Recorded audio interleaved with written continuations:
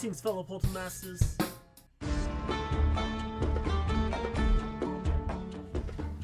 Greetings, fellow Poltermasters. I'm Rowsell. Once again, time to Crash Skylanders with another day of Crashmas, ladies and gentlemen. The 24 days of Crashmas trots on, and we are ready for the biggest fight ever. Yes, throwback to one of my first ever videos of 5 Skylanders I bring into a fight. Well, I determined who the best 5 of those fighters are. No, just kidding. It's not going to be the 5 that were listed there. Or is it? That video was also made before Superchargers and Imagineers were a thing. But regardless, today we're going to be talking about some of the toughest Skylanders of all time. Skylanders that do not need an alternate weapon to fight. They don't need a throwable, a slashable, even a kickable, technically. Because today, we're going to discuss the top 5 Brawling Skylanders. So, for any of you come at my head here, yes, I know during the Brawl for All in the Royal Rumble a few years back, I used Skylanders that had swords, they can slash and stuff like that. And it should have been Skylanders that can just punch each other. That's why this list is definitive of just that. These are only Skylanders that use their fists for fighting. They have all the other moves, of course, but the main thing is the fact that they punch repeatedly to get their story across. That's all this is about. So that's how I'm ranking this. So I'm ranking them on the fact that they are Brawling Skylanders only, and we're not looking at any of the other features involved with them. And of course, how cool they are because of the brawling. So, ladies and gentlemen, we're going to waste no more time. Put up your dukes. Let's get down to it with number 5.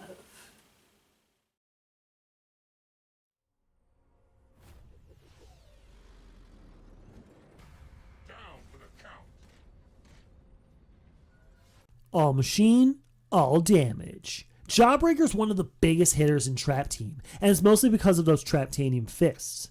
Jawbreaker using his abilities to increase his punching speed is a menace along all enemies, and once you start swinging, you will not want to stop. Jawbreaker was underappreciated in Trap Team, as were so many other Trap Masters were blown sky high by the fans. But for me, Jawbreaker gave us an amazing time to take out enemies with no feeling whatsoever. It's because he's a robot. I guess AI isn't that bad after all.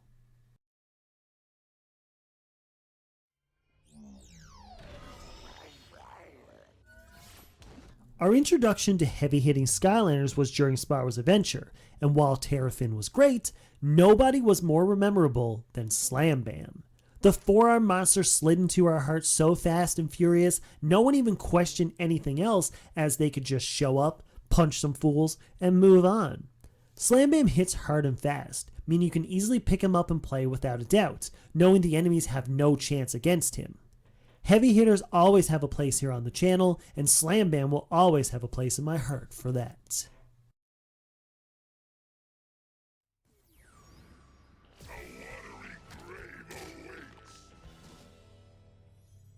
I know everyone will swarm the comments telling me about how Graveclobber is the literal heaviest hitter in the entire franchise, and trust me, I know that. The coolest thing about Graveclobber isn't just his heavy-hitting abilities, but the great set of moves he has. As a big fan of professional wrestling, Graveclobber working his own moveset into a wrestling style was so worth it.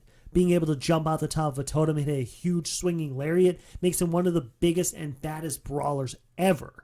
Just looking at this heavy-hitting nature is enough to get him high on the list, but this is one of his true highest qualities.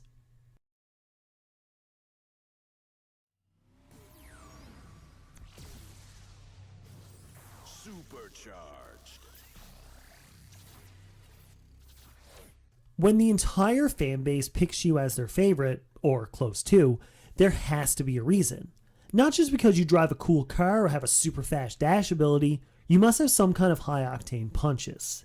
Spitfire was the best choice for a starter pack Skylander, besides for Spyro of course, because he gave us a Skylander we could use from the start to finish without even thinking twice. I can name off a list of people who have beaten Superchargers with just Spitfire, and not just because that's all they have, that's all they wanted. A fast Skylander with a dashing moveset is all we have ever wanted in our lives.